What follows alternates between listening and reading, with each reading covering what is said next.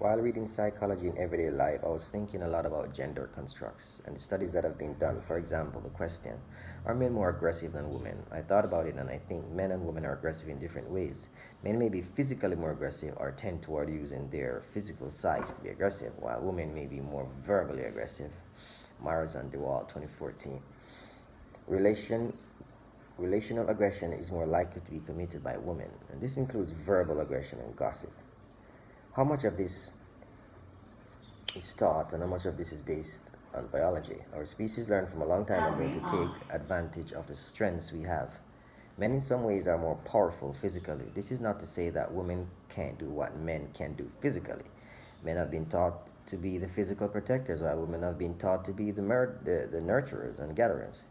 These roles are based in survival. They are communal and practical. Building a family around these roles means it seems that the family functions, thrives, and survives. Human life continues.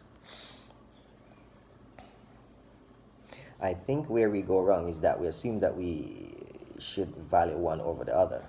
A woman, for example, is physically stronger than a man in many ways. After all, it is the woman who carries the child and gives birth, something a man cannot do biologically. There's also the question of whether or not he could endure the pain.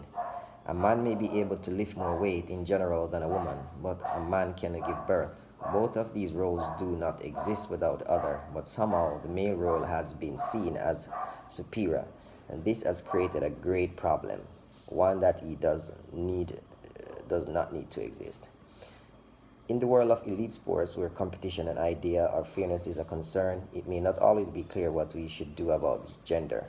For example, in 2009, there was a suspicion around the South African track star Caster Semina's race times.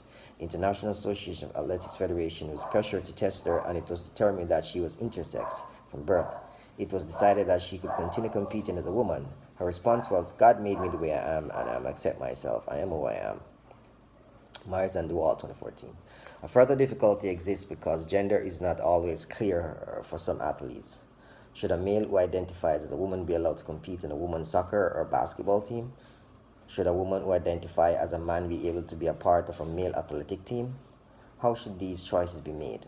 Should it simply be that if a woman who identifies as a man wants to compete with men, she should be allowed to do so? If she makes the team, she can be on it.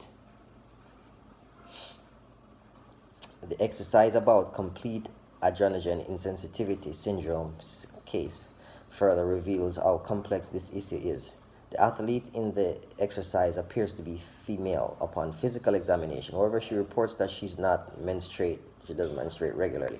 This brings up suspicion, and with blood work, you can see that she has a Y chromosome indicating that she is male. It is likely that she was born male but did not develop fully as a male and rather developed female organs. She's clear to compete as a woman because of this condition. This is accepted. What we do, however, when there is no set rule, an article on NPR addresses this issue. Transgender athlete competes for Olympics spot, NPR staff, 2012.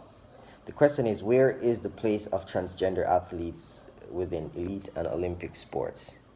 Keelan Gotze was born a female and identifies as male. Gotze competes in the female division. Pablo Torre of Sports Illustrated wrote, for Keelan's, it's a question of identity. Keelan's identity was formed as a woman sports athlete before Keelan came out as transgender male, and the reality is for a lot of college athletes who are transgender, they have scholarship, they have spots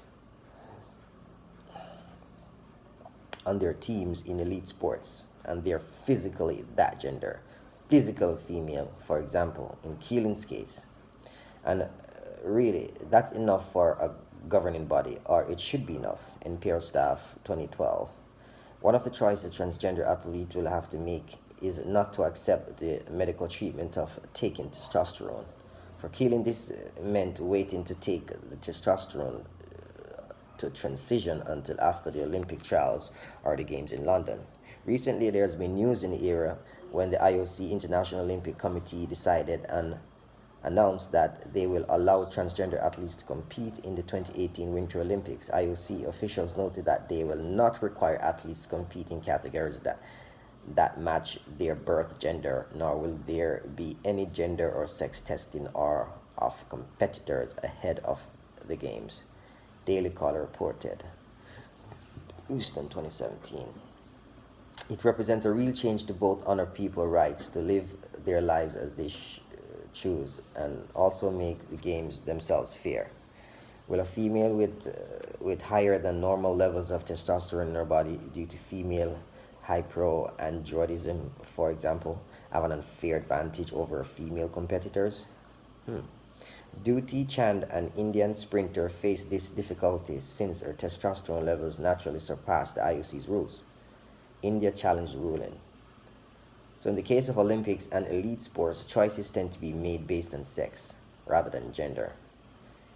In general, the physical sex of an athlete determines which team they can be part of.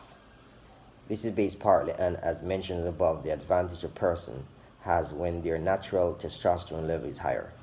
A person's gender does not have to match with the physical sex, since this will not affect the fairness of the competition, as long as they do not alter their natural testosterone levels.